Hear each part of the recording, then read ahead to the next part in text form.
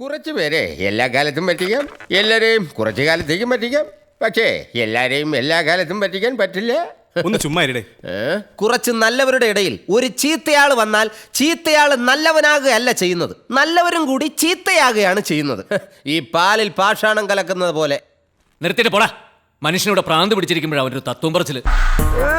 തത്വം പണത്തിലൊന്നും ഈ ചൂടൊക്കെ ഭാര്യമാരെടുത്ത് കാണിക്കാത്തത്. ഏതായാലും സ്വന്തമായിട്ട് ആപ്പീസുള്ളതിന്റെ ഗുണം ഇതൊക്കെയാണ്. അടിച്ചിറക്കാലും ഓടി വന്ന് അടയിരിക്കാലോ. ഇയാളെ ഞാൻ മിക്കവാറും കൊല്ലും കേട്ടോ.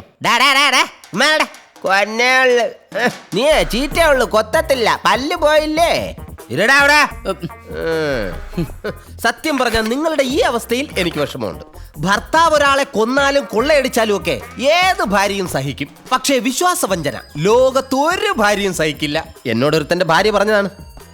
അറിയാം, നിങ്ങൾ പെട്ടുപോയതാണ്. ഇനി തടി ഊരണം. പിണങ്ങി മാറി നിൽക്കുന്ന ഭാര്യമാരെ ഇണക്കണം. അത്രയല്ലേ ഉള്ളൂ. ഞാനൊരു ഐഡിയ പറയാം. വേണ്ട, പണഞ്ഞു തീർന്നില്ലല്ലോ. നിങ്ങൾക്ക് കേട്ടിട്ട് ഇഷ്ടപ്പെട്ടില്ലെങ്കിൽ റിജക്ട് ചെയ്തോ. എന്നാ പറഞ്ഞതൊലക്കെ. ഏതു ഭാര്യയ്ക്കും ഇഷ്ടമുള്ള ഒരു കാര്യമുണ്ട്, മറ്റൊരു സ്ത്രീയുടെ ഭർത്താവ് മോശക്കാരനാണെന്ന് അറിയുന്നത്. സംശയം ഉണ്ടെങ്കിൽ ആരുടെയെങ്കിലും ഭാര്യമാരോട് ചോദിച്ചു നോക്കിയാൽ മതി. അതുകൊണ്ടൊരു കാര്യം ചെയ്യണം. അളിയൻ എന്തായാലും നടന്ന് മുറുവണ അളിയൻ ജോണിന്റെ ഭാര്യയുടെ വീട്ടിൽ പോണം.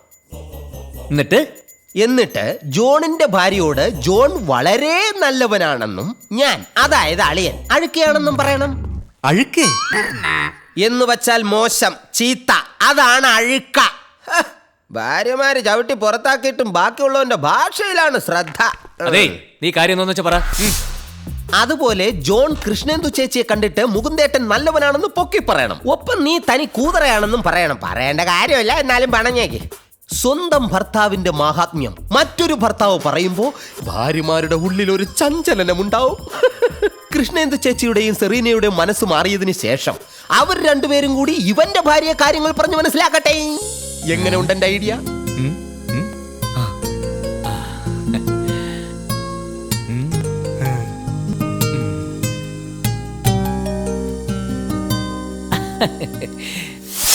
പാപ്പ സിറ്റിയിലേക്കാണോ? അതെ. എന്താ മോളെ? കൃഷ്ണേന്ദു ചേച്ചിയുടെ വീട്ടില് എന്നൊന്ന് ഡ്രോപ്പ് ചെയ്യാമോ? പിന്നെന്താ, വന്നോളൂ. സുനന്ദേ. എന്താ കുഞ്ഞെ?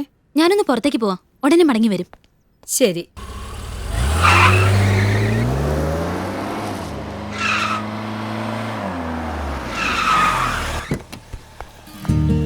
അയ്യോ, കുഞ്ഞിപ്പോ പുറത്തു പോയതേ ഉള്ളൂ. വരാൻ വൈകൂ? ഇല്ല, ഉടനെ വരും. എന്നാ ഞാൻ വെയിറ്റ് ചെയ്യാം. ആ.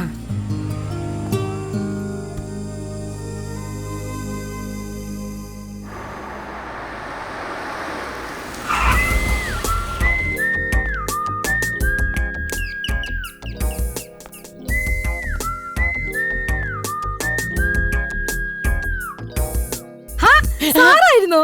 ആളകത്തുണ്ട്, ആകെ വിഷമിച്ചിരിക്കുക. ദേ മുകുന്ദ സാറ് വന്നു.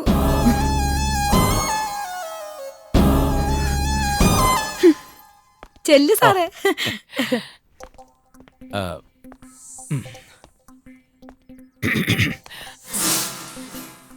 സെറീന, വിഷമങ്ങൾ പറഞ്ഞു തീർക്കാൻ വേണ്ടിയിട്ടാണ് ഞാൻ വന്നിരിക്കുന്നത്. ഒരിക്കലും ജീവിതത്തിൽ തുറന്നു പറയരുതെന്ന് ആഗ്രഹിച്ചിരുന്ന ചില നഗ്ന സത്യങ്ങൾ, അത് ഞാനിപ്പോ വെളിപ്പെടുത്താൻ പോവാ. അത് കേട്ടാ സെറീന ഞെട്ടരുത്. തന്നെയല്ല, ഞാൻ ഈ പറയുന്ന കാര്യങ്ങള് ഒരിക്കലും എന്റെ ഭാര്യ അറിയരുത്. സെറീന, സത്യത്തിൽ ജോൺ വെറും പാവുക, ശുദ്ധൻ. പക്ഷെ ഞാനോ ലോകം കണ്ടതിൽ വെച്ച് ഏറ്റവും വലിയ ആഭാസനും അലവലാതിയുമാ. ജോൺ എന്നോട് എപ്പോഴും പറയാറുണ്ട്, സ്ത്രീ വിഷയങ്ങളിലൊന്നും ചെന്ന് ചാടരുന്നും പറ്റും. പക്ഷെ എന്ത് ചെയ്യാൻ സെറീന, സ്ത്രീകൾ എന്നും എന്റെ വീക്ക്നെസ് ആയിപ്പോയി. തുറന്നു പറയാലോ, ഞാനൊരു സ്ത്രീലമ്പടന. ഞാനൊരു മുഴുക്കുടിയന്. പക്ഷെ മിസ്റ്റർ ജോൺ, നിങ്ങളുടെ ഭർത്താവായതുകൊണ്ട് പറയുന്നതല്ല, മദ്യം എന്താണെന്ന് പോലും ആ പാവത്തിന് അറിഞ്ഞൂടാ. മദ്യത്തിന്റെ ലഹരിയിൽ പലപ്പോഴും ഞാൻ എന്നെ തന്നെ മറക്കും, എന്റെ ഭാര്യയെ. ചേട്ടത്തിക്ക് ഒരു കാര്യം അറിയാവോ? ഞാൻ ഒരുപാട് പെൺകുട്ടികളുടെ നഗ്നചിത്രങ്ങളൊക്കെ എടുത്തിട്ടുണ്ട്. അതൊക്കെ കമ്പ്യൂട്ടറിൽ കോപ്പി ചെയ്ത് ഇട്ടിട്ടുണ്ട്. ഇടയ്ക്കൊക്കെ എടുത്ത് ഞാൻ മുന്നിട്ട് സെൻഡ് ചെയ്ത് കൊടുക്കും. ഉള്ളിക്കൊന്നും ഇഷ്ടമല്ലെന്നേ, അങ്ങനെ ചെയ്യൂടാ, ഇങ്ങനെ ചെയ്യൂടാ എന്നൊക്കെ പറഞ്ഞ് ഭയങ്കര ഉപദേശമാണ്. പിന്നെ ഞാനതൊക്കെ എടുത്ത് ഇന്റർനെറ്റിൽ കൊടുക്കും. അപ്പൊ കിട്ടുന്ന ഒരു സുഖം ഉണ്ടല്ലോ, പറയാതിരിക്കാൻ പറ്റിയല്ല. വിവാഹത്തിന് മുൻപ് 7 പെണ്ണുങ്ങളെ ഞാൻ പ്രേമിച്ചിട്ടുണ്ട്. ഞാൻ ഞാൻ 8 പെൺകുട്ടികളുടെ ചാരിത്രം നശിപ്പിക്കാൻ ശ്രമിച്ചിട്ടുണ്ട്. അതിൽ 4 വിജയിച്ചിട്ടുണ്ട്. 2 ഇപ്പൊ ഗർഭിണികളാ. ചേട്ടത്തിതൊന്നും കേട്ട് തെറ്റിദ്ധാ. ആണുങ്ങളാവുമ്പോ കല്യാണത്തിന് മുൻപും പിൻപും പല സ്ത്രീകളുമായിട്ടൊക്കെ കൊണ്ടാവും. That's quite natural. അതൊക്കെ സെറീനെ പോലെ വിവരവും വിദ്യാഭ്യാസവും ഉള്ള ഒരു കുട്ടിക്ക് പറഞ്ഞാൽ മനസ്സിലാവും. SSLC 4 പ്രാവശ്യം എഴുതി തോറ്റ് വീട്ടിൽ കുത്തിയിരിക്കുന്ന എന്റെ ഭാര്യ ശവത്തിന് ദൂരം പറഞ്ഞാൽ മനസ്സിലാവൂ? ഞാൻ ചെയ്തതിൽ എന്തെങ്കിലും തെറ്റുണ്ടോ? പറ സെറീന, പറ.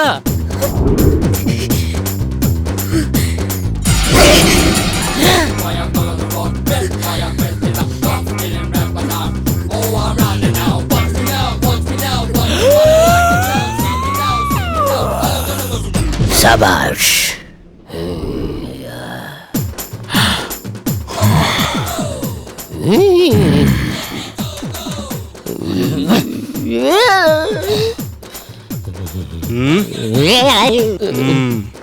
താങ്ക്സ്. ഇനി ഈ ജന്മം ബാത്റൂമിൽ പോവാൻ പറ്റത്തില്ല. രാജബോസ് സാറിനെ കാണാൻ രണ്ടുപേര് പുറത്ത് വെയിറ്റ് ചെയ്യുന്നു. തീപ്പന്തലിന്റെ ആരാധകരായിരിക്കും. ഇനി 2 പേർ കൂടി ഇതിൽ പണിയാനുള്ള സ്ഥലമില്ല. പോയിട്ട് 7 മാസം കഴിഞ്ഞിട്ട് വരാൻ പറയൂ. എന്തു പറ്റിയതാ? ആ പോയ 3 പേർക്ക് ഒരു ഐഡിയ ഞാൻ പറഞ്ഞു കൊടുത്തതാ. കേട്ടിട്ടില്ലേ? An idea can change your life. അനുഗ്രഹിക്കൂ സെറീന. സ്വാമി ശരണം. മനസ്സും ശരീരവും ശുദ്ധീകരിക്കാനായിട്ടൊരു യാത്ര. ചെയ്ത തെറ്റുകളും പറഞ്ഞ കള്ളങ്ങളുമൊക്കെ പമ്പയിലെ പുണ്യജലത്തിൽ അങ്ങനെ അങ്ങോട്ട് ഒഴുക്കിക്കളയാൻ തീരുമാനിച്ചു. ഉവ്വോ, ഞാൻ സാമിയാണ്. സാമിയല്ല, ആസാമി. ഒരു 2 എണ്ണം കൂടി അങ്ങോട്ട് കൊടുക്ക് ശ്രേ. തല്ലിയാലേ ഭർത്താവ് നന്നാവുന്നുണ്ടെങ്കിലേ അത് തല്ലി തന്നെ തീർക്കണം. അല്ലേ കൃഷ്ണേന്ദു?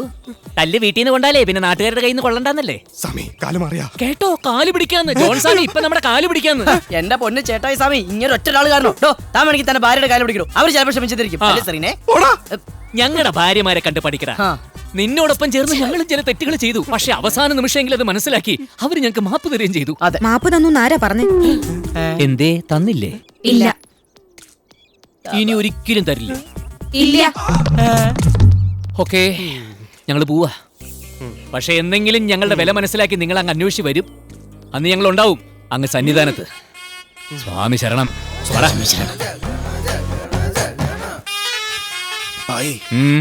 എന്തുദ്ദേശത്തിലാ ഇവരോട് സന്നിധാനത്തോട്ട് വരാൻ പറഞ്ഞത്? എന്തേ? അവിടെ പെണ്ണുങ്ങളെ കയറ്റോ? 60 വയസ്സ് കഴിഞ്ഞാ കയറ്റും. അയ്യേ, അത് കഴിഞ്ഞ് വന്നിട്ട് എന്നാ കാര്യം? അയ്യേ, അത് ശരിയാ. എന്നാ പിന്നിന്ന് 2-1 അറിഞ്ഞിട്ട് തന്നെ കാര്യം.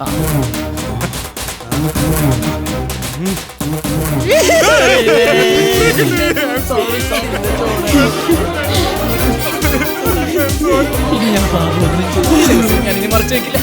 അതാണ് എനിക്ക് പറ്റിയ ഏറ്റവും വലിയ തെറ്റ്.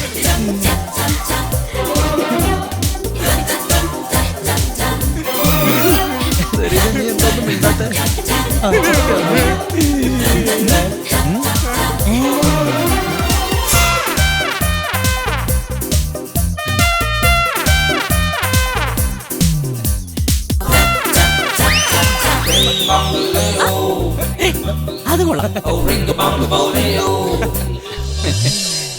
Good luck.